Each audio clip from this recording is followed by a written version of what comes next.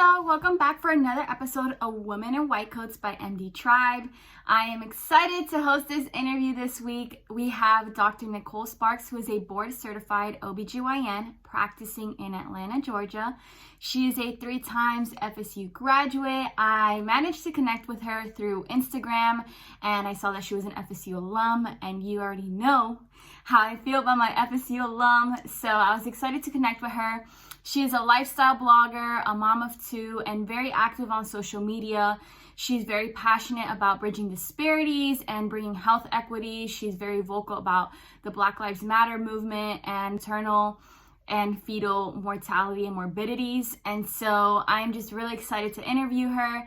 She also graduated from the Bridge program at FSU, and I know I get a lot of questions about it. So if you are interested, please continue watching this video because she has a lot of great insight to offer. And without further ado, here's Women in White Coats by MD Tribe.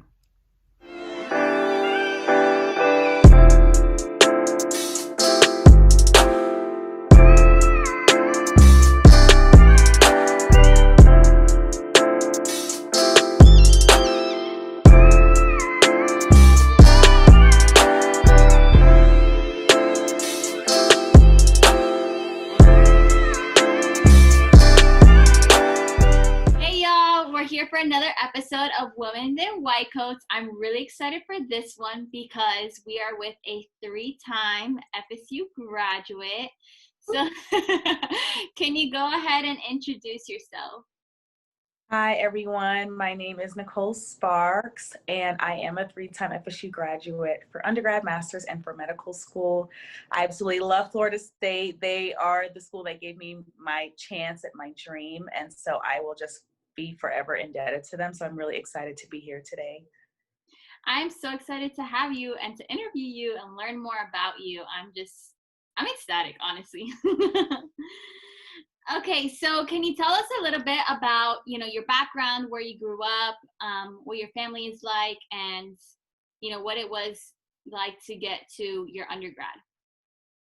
I come from a big family. We grew up in New York. I'm originally from Brooklyn, and we came to Florida when I was about 11 years old. I'm the oldest of 5 children, and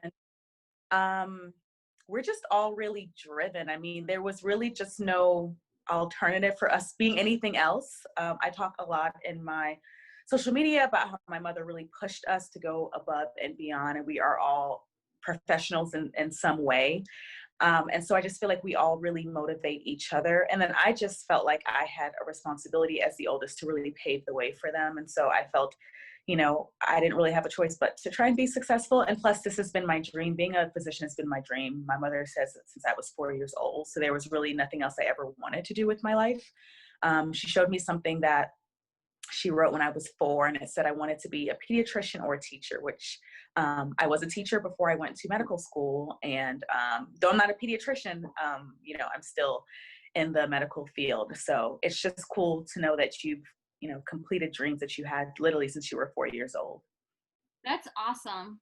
I saw your social media, and you're very active on social media, but in particular, I did see the picture that you posted with all your siblings, and it's just so empowering. It's just amazing. Thank you so much. No problem. I'm going to go ahead and jump to the next question. So you knew you wanted to become a doctor at 4 years old, which is pretty beyond me because I don't think I remember of, what I was thinking of when I was 4 years old. What was your journey to medical school like? I would say the journey was not as straightforward. In high school, took classes, AP, IB classes, started college with 60 credits just because I knew that I wanted to be competitive. And I started as a biology major. And anybody who knows me, who really knows me, knows that I really suck at math. And for biology, you really needed a whole lot of math that I just really was like, I'm doing. So I switched my major to exercise science, which kind of gave me more anatomy and a lot less math. and graduated. And before I was graduating, I was like, I don't really know if I wanted to go straight into medical school. I had taken the MCAT, didn't do as well. And then I was approached by a lady who was like, I think you'd be great for the Teach for America program, where you can teach high school for a couple of years and, a community that really needs it. So I looked into it and interviewed, and then wanted to get placed in New York, but they placed me in Atlanta, which ended up being wonderful. And I taught high school for 2 years here, which I think was great. And then during my second year of teaching high school, I took the MCAT again, actually did worse the second time, and was really discouraged and was pretty much put on everybody's wait list. I went through a couple of my emails a couple months ago and just saw everybody that waitlisted or outright rejected me. And Florida State waitlisted me too, but they also came back and gave me an acceptance into their bridge program, which we can talk a little bit about. Oh, wow. Wow, that is a lot. I am excited to delve into that because I feel like I'm always getting emails or DMs from people saying that they're discouraged of MCAT or applying to medical school. So I am excited that you're touching upon these things because journey to medicine is far from linear. Right. And okay, so when you were deciding to take, when you got back your MCAT score and you saw that it was lower, what was your game plan moving forward? Because, that's always like everybody's biggest fear. Yeah, I tell people for me it's different because for me there was no plan B, C, D, or E. It was like I'm going to medical school. I do think it's good to have a backup plan, but for me in particular, there's nothing else I wanted to do. I didn't want to be an NP. I didn't want to be a nurse practitioner. I didn't want to be a PA. And those are all wonderful fields. They are wonderful, but that wasn't what I wanted to do. And so I was a little bit nervous because I was just like, what am I going to do? So my plan, if I didn't get in, was to do some research, get some community hours, retake the MCAT again and, see what would happen. And I was frantically just trying to reach out to some of these schools, to get me off of the wait list. And then I got my email back from Florida State, that basically accepted me to the bridge program. And I love that Florida State does that because I think it really gives people who otherwise wouldn't have a chance at medical school, a chance who become great doctors. Mm-hmm. Sometimes the MCAT kind of weeds you out. And, I thought because of that, I wouldn't be able to take standardized tests and I wouldn't, and I've never, ever failed a standardized test. So I'm just glad they gave me that chance. And for those of you who don't know, the bridge program basically accepts you as a master's student, but you pretty much take the same classes the first year medical students do. And I don't know if it's changed, but I'm pretty sure if you get a B or above, you get automatically matriculated into their M1 the very next year. You have to do a research project and complete that, successfully complete anatomy, micro, everything else that they take. Unless the classes have changed, you might be able to tell me. It's been a few years. And as long as you pass and do a good grade, I don't think you just have to pass. I'm pretty sure if you get a B or above, I think it's pass fail now. But when I was in, you get a B or above, and then you get automatically accepted into the following year. And so I did that, did fine, got accepted. I was a TA, the next year, taught anatomy. So it was just a really good experience. And I tell anybody from Florida, go to Florida State. I just feel like my experience there was very, very good. I still have lots of friends from there. We still keep in touch, even though it's been a long time. And I just like the way they have it set up. I just remember studying in our LCs or our learning communities, we would just be studying till all hours of the night. But during our studying, it was also friendship and camaraderie. So I just feel like, other people may have not had such a good experience in medical school, but I really can't say that because I really enjoyed my experience. I think we had a lot of fun and and everybody was just really nice. It wasn't cutthroat, hiding books. We all really tried to help each other, which I think is really important. Yeah, you're like, oh, you had a bad experience at medical school? Can't relate. Right. Yeah, I can definitely say the same thing. I think FSU does a really good job at creating community within students, and it's not that cutthroat environment where you feel like your success is dependent on other people's failures or anything like that. So I really enjoy that too. And what you said about the bridge program, it is still like that. Okay. Yeah. So I know medical education is still getting more diverse, and there's obviously a lot more programs that, similar to Bridge, that are working towards diversifying the physician workforce. How did you feel when you were attending medical school, supported by the school, or like, did you see a lot of faculty that looked like you? Did you feel that support? I did feel good support, and I don't know if some of these attendings are still there, but there was a Dr. Jodrika Brown and Dr. Kendall Campbell. I don't think he's there anymore, but I do think when I was there, I think they were new hires when I started. And I think when I was there, they were really helpful. Like that's who I went to. And Miss Anderson, who is key to a lot of the diversity at the FSU College of Medicine. I do think that they are doing a really good job at instituting certain people who are helping to diversify medicine. And I think it's very, very important to do that. And I talk about this in my social media all the time, where people usually go to physicians who look like them. They can relate better, and there's nothing wrong with that. But the thing that is wrong is that we don't have enough physicians of color. So, I get messages all the time from people who are like in Arizona or they're in Kentucky, and they're like, can you help me find a Black OBGYN? I'm like, I can't, because there are none. And lucky I'm in Atlanta, where there's plenty. All of my PCP, my OBGYN, everybody is of color, because that's what I choose. I want Black women as my physicians. But everyone have access to that. And so I think it's really important for us to increase that, because I don't feel like anybody shouldn't have access to a position that they want. And so I think Florida State's doing a very good job with that. Like I said, I don't know who they have there now. It's been a few years since I've graduated, but while there, I did feel very supported. I mean, I can say that 100%. That's awesome. And yes, Dr. Brown Spates is still here. She is That's fine. here.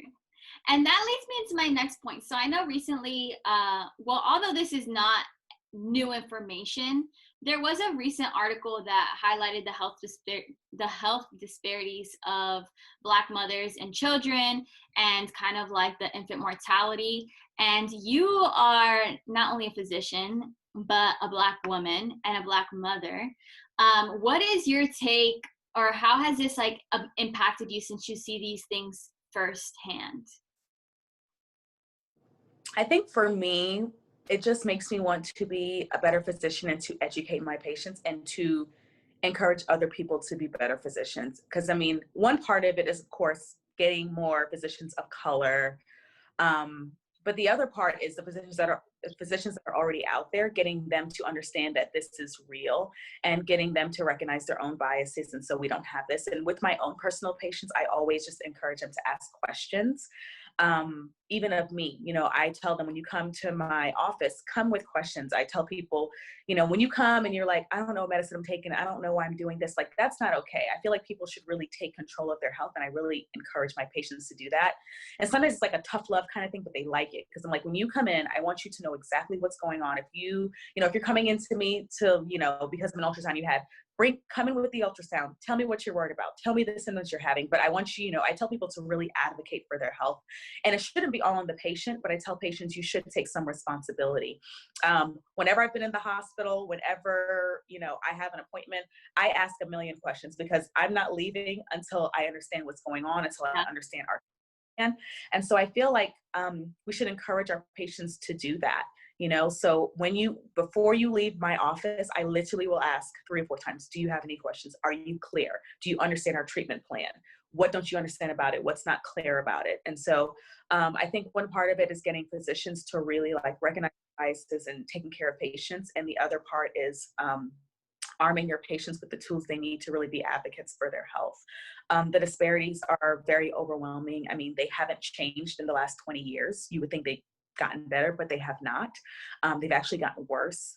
So, they are very alarming, but I know that I can't just change it. But what I can do is try to encourage, good physicians to come into the field who will hopefully change those statistics and who will actually listen to their patients. Yeah. And I think you do a really good job of that, not only, actually being a physician and networking, but also on social media, you're very active. And I think that's really important because I know you have a big audience and a following, and they actually like listen to the things that you're putting in. It's very insightful, you know? No problem. Okay, and my next question is, so you actually, I know one of your videos that went viral of you jumping in the shoes.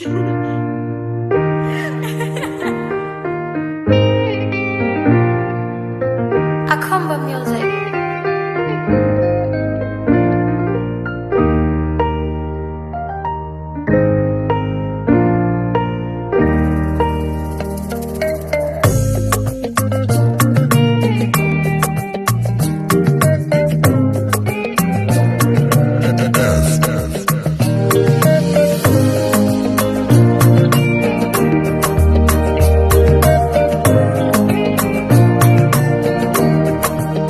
Let me first say to you, I cannot wait to see you. What was your experience like having your first child during residency? Crazy. um, we weren't really expecting it. I had just a really bad time with fibroids. And so we just, we had been trying for years at that point. So I wasn't really expecting to just pop up pregnant in August when I started residency in July. And so, of course, we were excited, but I was also very overwhelmed because I really struggled my first year of residency, which I also discussed, and that's a story for another day. But it was just like, oh my gosh, now I'm adding pregnancy to this, and I remember telling my program director, and he was like, okay, we'll get through this. It'll be okay. But it was a lot. It was a lot. And I would never discourage people from having children in residency, but I think the biggest thing is making sure you have good support.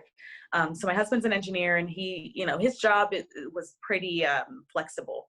So that was really great. And then I also have a mother who's very supportive, and I tell this story, but when I was on maternity leave, I didn't want to leave my son. And I was just like, I'm not going to go back. And I called my sister and I was like, I'm not going to finish. I'm not going to go back. I was like, I can't leave him. I'm not really doing that well anyway. And I remember she called my mother, and my mother was like, she can't quit. This has been her dream forever. She's like, I'll quit. My mom's a teacher. She was a teacher, a special ed teacher. And so my mom literally quit while I was on maternity leave and moved in and stayed with us for almost 2 years. And I really credit her with the reason. Even at my residency graduation, they literally brought her up too, because they were like, Sparks would not have finished if it wasn't for a mother, which is true. And she just didn't. And that's what I mean by having that support, because she was like, you're finishing. Like, that's not happening. She's like, I'm 60, I'm going to retire early, and she moved in with us, and it was really great just to have her support, and I didn't feel as bad, when I was leaving for 24-hour shifts and not seeing him all the time. And like I said, my husband was really great at just bringing him up there, but you still feel that guilt. Yeah. I feel like I've only over that guilt now that I'm outside of, residency, but Yeah. I had so much guilt about not being able to breastfeed, about not being there, about the long hours. But I tell people, anybody who's going to do it, you just have to have good support. And I had such a supportive family, such a supportive husband. My mother is literally an angel here on earth who I do credit with why I was able to finish. That's incredible. Incredible. Yeah. Wow. And when did your second baby come? Savannah came my 4th year. She was planned. We weren't planning the first one. She was planned. And so I kind of threw the idea around, just kind of jokingly, to some of my co-residents. They were like, don't you dare, because everybody knows that when you're out, like especially in OB, it's usually like 4 to 6 spots per class. So if one person is out, then everybody else has to do a little bit more. So they were like, no. And, I talked to my husband, I talked to some attendings, and they were like, actually, it's probably easier to have a baby during residency than when you're an attending, because they're like, your first year out, it's like crazy, which is true. I mean, you're learning, I can't even tell you, you're learning so much. It's like residency all over again. There's so much that you have not learned. There's so much that I'm still learning. And you think like, oh, you're done. Oh, you're not even close to being done. I feel like I've learned more in the last year than, oh my goodness. So she was definitely planned. And I had her halfway through my 4th year. So I had her in January. And because of some ACGME rules, I couldn't take much time off, because I took 7 weeks off with my son. And with her, in order to graduate on time, I could only take 4 weeks, which is not really great because I had 2 C-sections. So I had my C-section, took 4 weeks off, went and presented at Creogs in New Orleans, and then came back and literally took 5 call weekends in a row to catch up for the 4 weeks I took off. And I finished. I wouldn't necessarily recommend it that way. In retrospect, I probably should have just taken more time and graduated a little bit later. But I was like, I'm finishing no matter what. Like, I'm finishing. So yeah. I took very little time with her, but I wanted to be done. And I wanted to be done on time. So. Yeah. And how long is the traditional residency length for OBGYN? 4 years. 4 years. Did you or do you plan at any point to do a fellowship? No. Okay. If you were to plan, what kind of fellowships are there for OBGYN? There's a few. So there's maternal fetal medicine, which deals with high-risk pregnancies. If I were to do a fellowship, that's probably what I would do because we had such great MFMs at my program. And I think they did a really good job at managing some really high-risk conditions. There's oncology, which they basically deal with female cancers, cervical cancer, endometrial cancer, anything like that. There's specialists that deal with basically pelvic floor. So if, someone is, if their uterus is falling out, their bladder is falling out, things like that. If they're having urinary retention, or if they're having the opposite, where they're having urinary incontinence or anything like that, there are specialists that specifically deal with pelvic floor. And then you have minimally invasive surgery, which is usually 1 or 2 years, where you will learn how to be really good at laparoscopy and robotics. Okay. One. That may be all of them. If I remember the last one, I'll come back. I think that's all of them. Is it fertility? Huh? Fertility? Yes, fertility. Yes, REI doctor, reproductive endocrinology and infertility. Yes, that's the last. It's like, I know I'm missing one. Well, where did you go for residency, and what was your experience like applying to residency? So applying to residency, it was, I mean, it's a lot. It's a lot. Because you're traveling to all of these places and interviewing, and I changed my mind just at the last minute. So my husband and I, we were long distance during all 4 years of medical school, and we basically drove back and forth to see each other. So he got a job in Savannah while I was interviewing. And so I called the program director, let him know that, my husband just got a job there. I really wanted to come. I wanted us to be together. Like, we'd been separated for 4 years, and talk to him. And, of course they can't tell you they're going to let you in, but I went to Memorial Health in Savannah. And it was definitely, although residency was so stressful, it was definitely the best decision for my family because, if I went somewhere else and we were separated another 4 years, we would have never been able to have children, live together, all of the things. So it was definitely on purpose to go wherever he got a job because I didn't want to for another 4 years. Gotcha. I think I interviewed at 12 or 13 places, pretty much in the Southeast and Texas. Okay. Yeah. Awesome. And that leads me kind of into my next question. So obviously you've had to juggle a lot throughout, medical school and residency. And now that you're a practicing physician, how do you balance it all? Like, how do you, I guess, like, what is your secret? There is no secret. There are some days that it takes a lot less effort where it seems like everything is working as it should. And there are some days where I'm literally going to bed at 3 and waking up at 6 because I have so much. And just in addition to medicine, I have a lot of my own personal ventures that I'm working on. And so I think right now is just a particularly hectic time because I have so many things I want to get off of the ground. But I would say just using your support system, outsourcing, so as soon as I was making more money, I was like, we're hiring cleaners, like we're doing this, like, we're taking advantage of, food services and things like that, just because you can't really do it all. I've hired a virtual assistant so that, she can help me with some of the other things that I'm doing, because I realized that I was just having my hands in all of my own pots and that really wasn't working.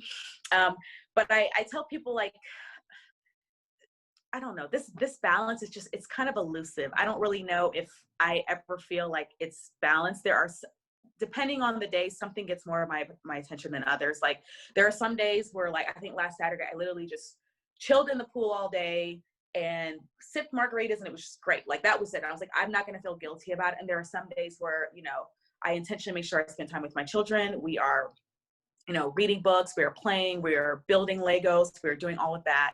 And there are some days where it just has to be dedicated to my work, you know, like I am taking oral boards next year. And so I had a big deadline on Tuesday. So I literally just locked myself up here in my office, and, you know, there was no reading, there was no nothing. My husband took over, and I just, like, I got to be focused. So it depends on the day. Tell people the biggest thing is to give yourself grace, because you won't be perfect every day. You won't be perfect most days. Something has to give depending on the day. So it's a lot. And I would say most days I'm just like, oh my gosh. But I think some days I have to take a step back and be like, it's okay. You can't do everything. And, you know, just do what you can, and, you know, save the rest for the next day. Like, it'll be okay. It'll be okay. You'll live. But, you know, it just depends. But I'm not as bad. Balance is a word that, like, needs to be retired. It does. It does. It really does. Well, my last question is, so if you could offer a gem of wisdom to a woman that's a minority, a woman of color, or just somebody that's pursuing medicine and they have, you know, constant doubts, or they just need, like, words of encouragement, what would you tell them? Maybe something that you wanted to hear when you were having, like, a hard time.